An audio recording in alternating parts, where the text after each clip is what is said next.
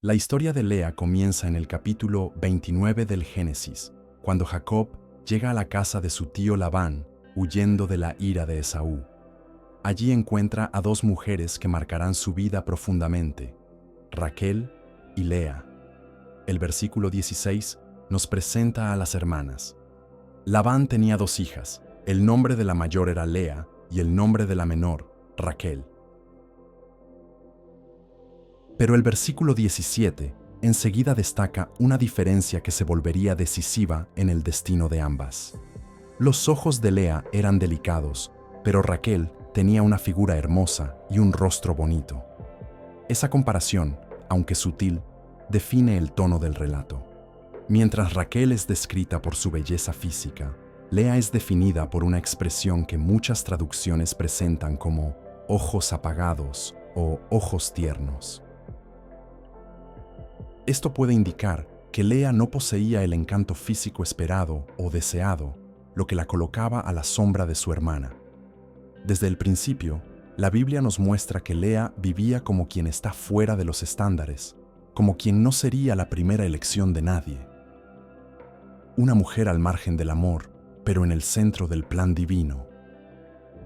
Jacob se enamora de Raquel y propone trabajar 7 años para casarse con ella. La propuesta es aceptada y los años pasan con ligereza. Tal era la pasión de Jacob, Génesis 29:20. Pero el día de la boda sucede algo sorprendente. Labán, en un acto de engaño, cambia a las hijas.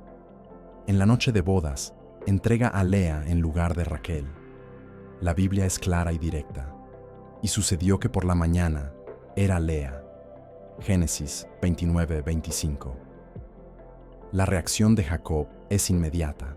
Se siente traicionado y exige explicaciones. Labán entonces alega que la tradición local no permitía casar a la menor antes que a la mayor, versículo 26. Cabe recordar que, en aquella época, la mujer no elegía con quién se casaría. Era el padre quien decidía. Las hijas eran entregadas en matrimonio como parte de alianzas familiares. Y existía una norma de honor. La hija mayor debía casarse antes que la menor. Por eso, cuando Jacob pide a Raquel, Labán engaña y entrega a Lea.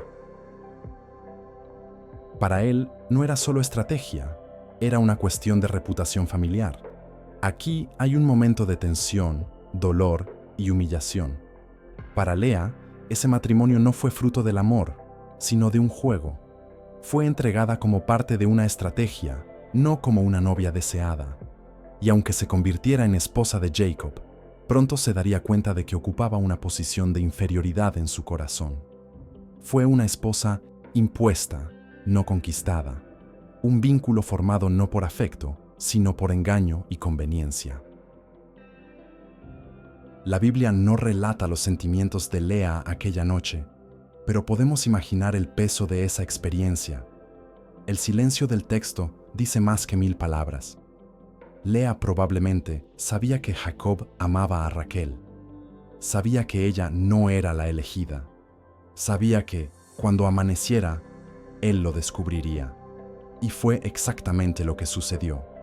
La mañana trajo no solo luz natural, sino la revelación dolorosa de una mentira, y Lea estaba en el centro de ella. Incluso después del engaño, Jacob acepta trabajar otros 7 años para casarse con Raquel. Y lo hace.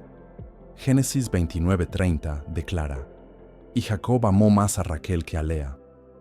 Esa frase lo dice todo. Lea era esposa, pero no era amada. Formaba parte de la casa, pero no del corazón. Era madre de los hijos, pero no del sueño de Jacob. Y eso establece el escenario de una de las historias más conmovedoras de rechazo, comparación y competencia de la Biblia. Pero es precisamente en ese escenario donde vemos uno de los versículos más poderosos de toda la narrativa. Viendo el Señor que Lea era despreciada, abrió su matriz, pero Raquel era estéril. Génesis 29:31. Aquí comienza el giro divino. Dios ve, Dios se preocupa, Dios actúa. Lo que para Jacob era desprecio, para Dios era motivo de misericordia. Él contempla el dolor de la mujer ignorada y transforma su herida en bendición. La maternidad de Lea es, por tanto, un acto de respuesta divina.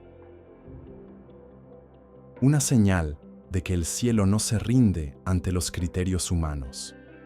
El Señor honra a aquella que fue usada, descartada y rechazada, y comienza a engendrar, a través de ella, una línea que cambiaría el curso de la historia de la salvación. Cada hijo de Lea será una palabra profética, un grito de su alma, un espejo de su búsqueda. El primer hijo se llama Rubén. El Señor ha visto mi aflicción. El segundo, Simeón. El Señor ha oído que yo era despreciada. El tercero, Leví. Ahora mi marido se apegará a mí. Y el cuarto, Judá. Esta vez, alabaré al Señor. ¿Qué viaje espiritual revelan estos nombres? Comienza con dolor y deseo de validación humana, pero termina en adoración. Lea no es una mujer pasiva, es un alma viva, en constante búsqueda. Siente, llora, desea, pero, sobre todo, madura. Cada hijo no es solo un bebé, es una etapa de su caminar con Dios. Es fundamental que comprendamos la profundidad de este proceso. Al principio, Lea espera que los hijos le traigan el amor de Jacob. Intenta conquistarlo con maternidad, con presencia, con fidelidad. Pero, al llegar al cuarto hijo, algo cambia. Deja de luchar por el corazón de un hombre y decide entregarse totalmente a Dios.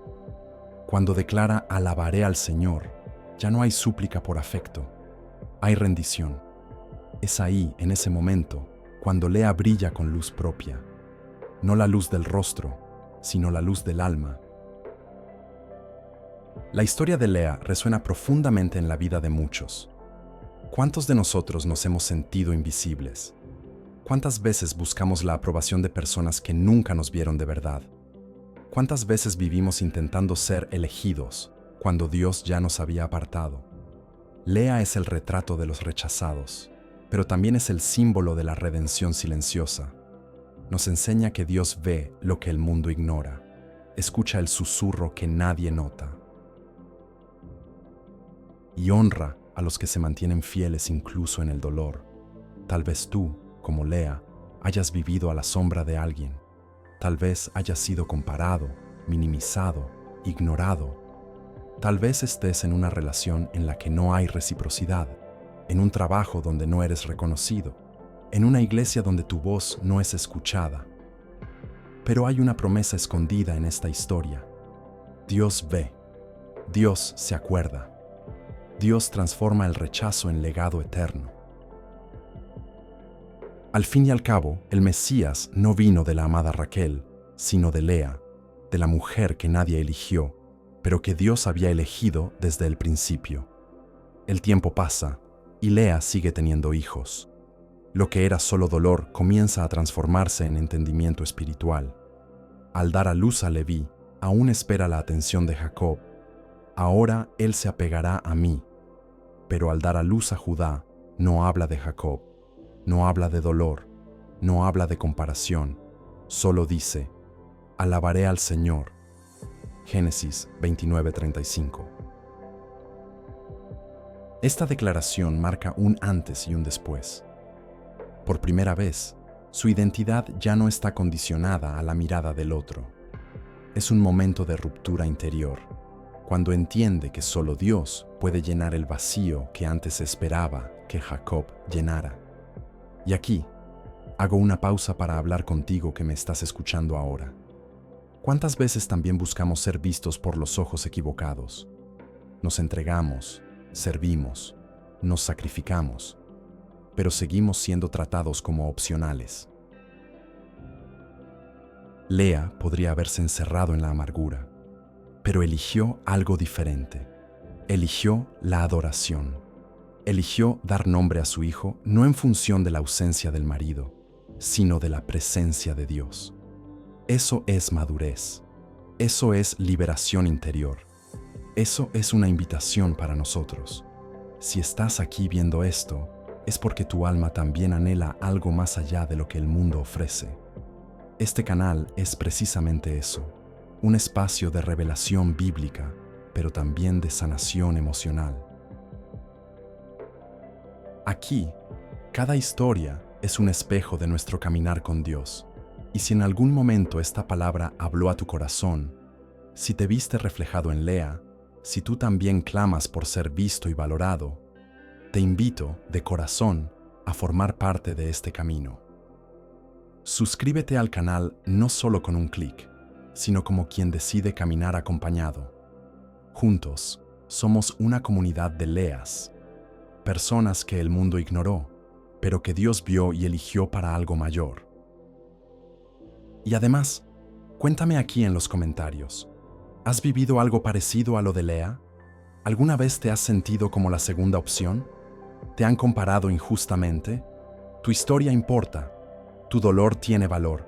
Compartirlo puede ser el primer paso para transformar una herida en testimonio. Vamos a crecer juntos, con Biblia, con verdad, con alma. Volviendo a la narrativa, después de Judá, Lea sigue teniendo hijos. Más adelante, dará a luz a Isaacar y Zabulón, además de a Dina, la única hija de Jacob mencionada por su nombre.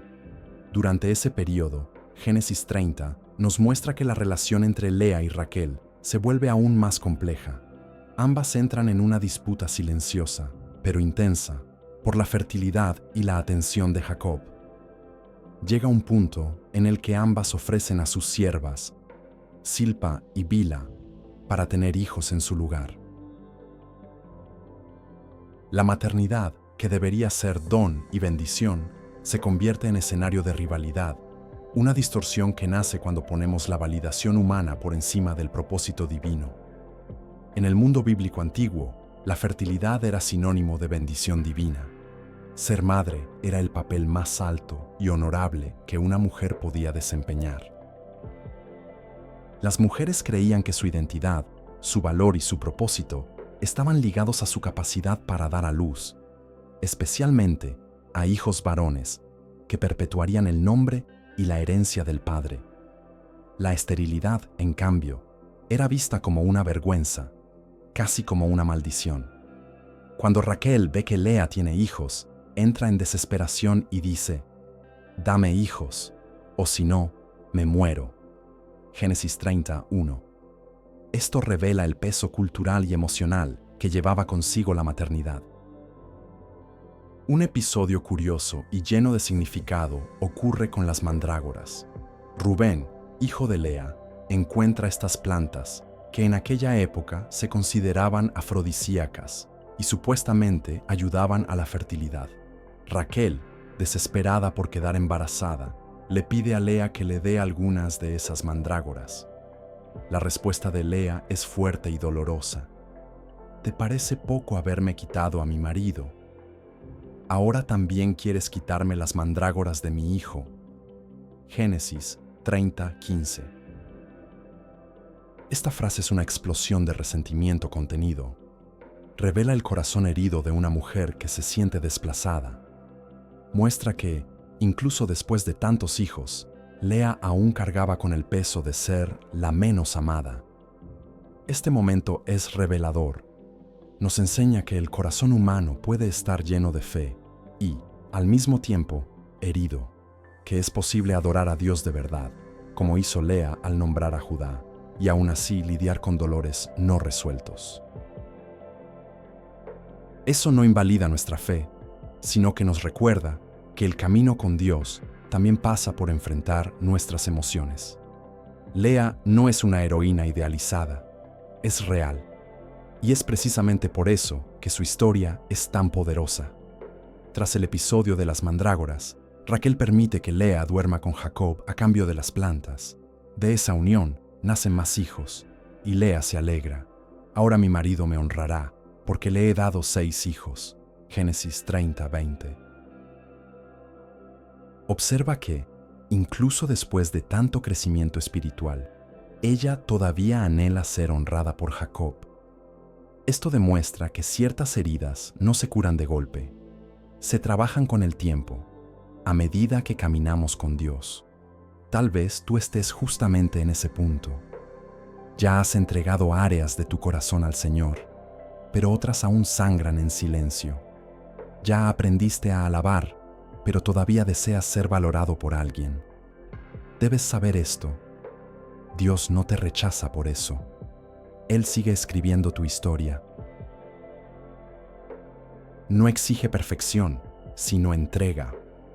Y si hay algo que la vida de Lea nos enseña, es que la entrega, aunque sea imperfecta, es suficiente para que Dios haga algo eterno. Lea, incluso en su condición de esposa rechazada, se convierte en el vientre de la promesa. Es ella quien da a luz a Judá, y es a través de Judá que surgirá la línea de David, y con ella la venida del Mesías. Eso es extraordinario. Dios, en su soberanía, no elige a la amada, la deseada, la preferida. Él elige a la despreciada, a la silenciosa, a la que lloró sola en la tienda. Dios no ve como el hombre ve. El hombre valora lo que brilla por fuera. Dios se mueve por lo que está quebrantado por dentro. Esa elección divina está teológicamente cargada de sentido. En Raquel tenemos a la esposa amada, pero estéril por un tiempo. En Lea, a la esposa rechazada, pero fecunda. El contraste no es casual. Revela un principio espiritual poderoso. Dios hace florecer precisamente donde el mundo dice que nada puede brotar. Él transforma el terreno seco en jardín fértil, la lágrima en canto, el rechazo en gloria. Cuando nace David, siglos después, el Espíritu Santo inspira a los profetas a registrar genealogías que no ocultan sus raíces. No son limpias ni perfectas, son humanas, y es precisamente por eso que son sublimes. Jesús, el Mesías, es hijo de David, hijo de Isaí, descendiente de Judá, hijo de Lea. La mujer despreciada es, espiritualmente, la matriarca de la esperanza. Su nombre es piedra angular en el edificio de la redención. Piensa en esto. ¿Cuántos deseaban a Raquel? ¿Cuántos miraban a Raquel? ¿Cuántos admiraban a Raquel? Pero fue Lea quien fue elegida por Dios para llevar la sangre real. Hay una enseñanza profunda aquí. Los ojos humanos pueden no ver valor donde Dios ya escribió eternidad. Y tal vez ese sea uno de los mensajes más fuertes de esta narrativa para nuestro tiempo, en un mundo que valora la apariencia, el rendimiento y la aprobación externa. El cielo busca corazones puros, aunque invisibles a los ojos de los demás. Pero la historia de Lea también nos enseña sobre el tiempo de la transformación. Dios no cambia las circunstancias de la noche a la mañana.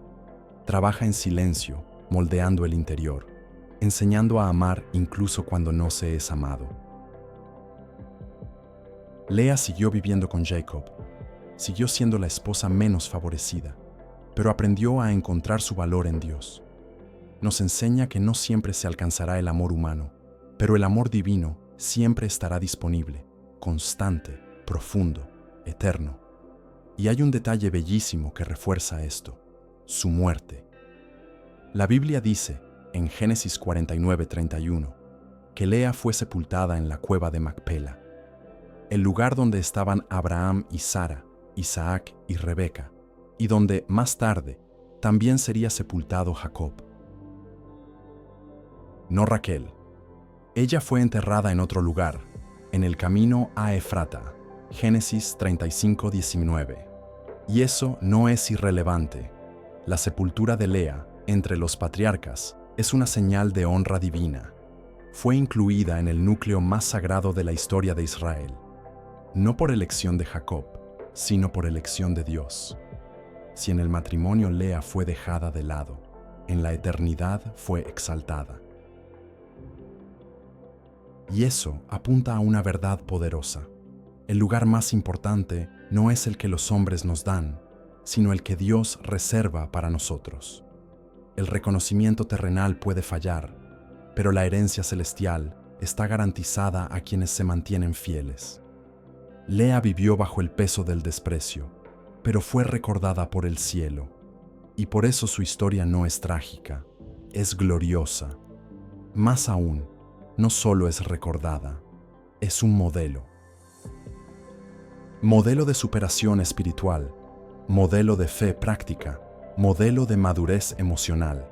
Mientras Raquel es símbolo de belleza y amor romántico, Lea es símbolo de adoración profunda, incluso en el dolor. Y hay algo más importante que ser amado por un hombre, ser hallado por Dios en el lugar secreto del alma. ¿Has pensado alguna vez que tal vez Dios está usando tus lágrimas como semillas de un legado que aún no puedes ver? ¿Que tu historia no terminará donde comenzó? ¿Que tu ahora puede ser pequeño, pero tu después será eterno? Lea nos enseña que no necesitamos ser vistos por todos. Necesitamos ser vistos por aquel que escribe historias de redención. Y cuando Él nos ve, nada permanece igual. La historia de Lea termina como empezó, con silencio. La Biblia no relata palabras finales, discursos ni celebraciones en su muerte, pero no te equivoques. El silencio de Dios muchas veces esconde glorias eternas. Y, en el caso de Lea, ese silencio está lleno de significado. Fue sepultada entre los patriarcas, honrada al lado de los grandes nombres de la fe. Allí, junto a Abraham y Sara, Isaac y Rebeca, está el nombre de la mujer rechazada. Allí, reposa aquella que nunca fue el amor de Jacob, pero que fue la elección de Dios. Eso es evangelio.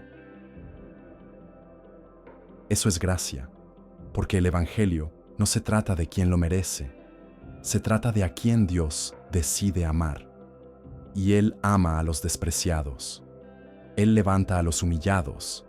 Él escribe las historias más bellas con aquellos que el mundo ignoró. Lea nos representa a todos los que han llorado solos, a todos los que lo han dado todo y no fueron correspondidos, a todos los que han vivido a la sombra de alguien, a todos los que han intentado ganar amor ofreciendo lo mejor de sí, pero solo recibieron silencio. Pero Lea también es esperanza, porque el final de su historia no está en el abandono, está en el legado, está en el Mesías, está en Jesús. Cuando María llevó al Hijo de Dios en su vientre, estaba cumpliendo una promesa hecha mucho antes, en las lágrimas de Lea. La salvación no vino por medio de la esposa amada, vino por la mujer ignorada, vino del dolor que se convirtió en alabanza, vino de la lágrima que se transformó en linaje.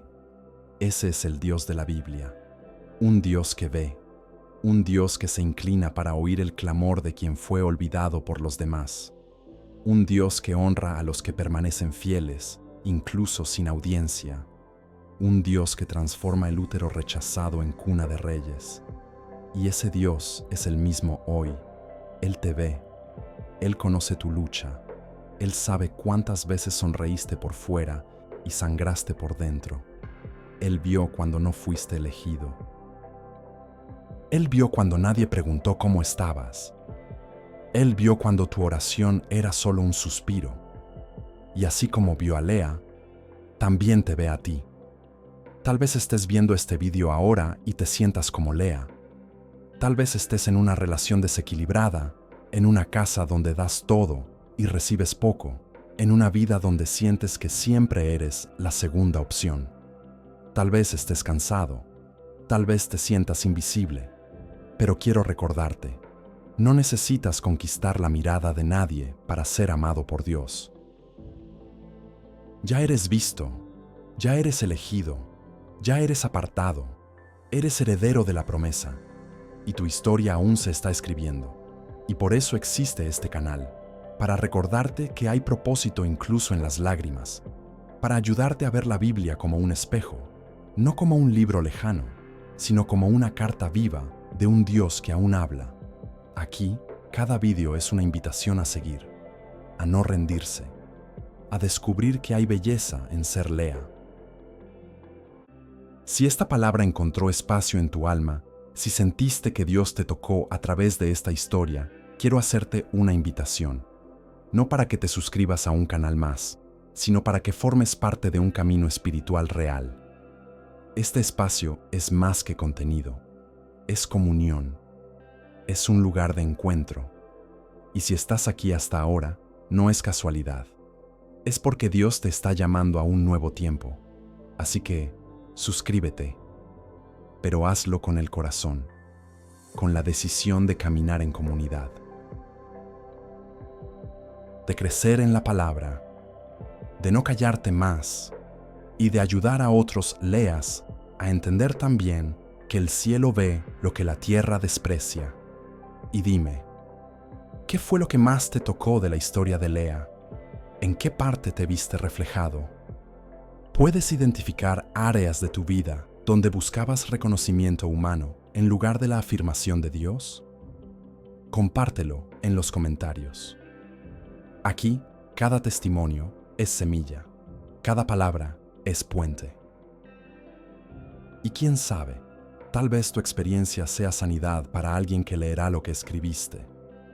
Lea no tuvo un final feliz según los estándares del mundo, pero tuvo un final eterno según los ojos de Dios. Y eso es lo que más importa. Que tu vida, como la suya, sea una ofrenda. Una historia que transforme el dolor en alabanza, el desprecio en herencia, las lágrimas en linaje, y que, por encima de todo, tu alma aprenda a decir como dijo Lea al nacer Judá: esta vez alabaré al Señor.